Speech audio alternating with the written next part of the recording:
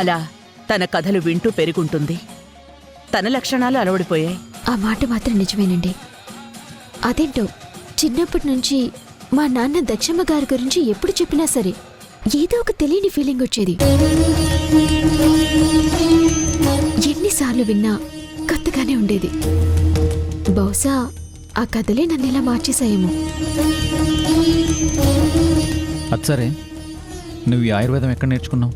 ఏదైనా కోర్స్ చేసావా? అలాంటిదేం లేదు. నాకు నేచర్ అంటే ఇష్టం, దానికి నేనంటే ఇష్టం. అలా వచ్చేసిందంతే. అంటే అంటే నీకు తోచించేసేస్తావా? వచ్చిందే చేశాను, నన్ను నమ్మండి. అత్తయ్య, మనం రిస్క్ తీసుకోలేం.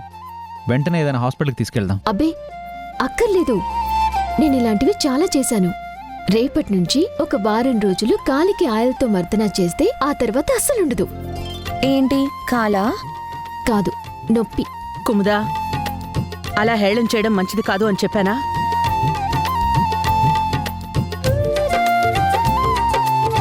ఈవిడికి విశ్రాంతి అవసరం.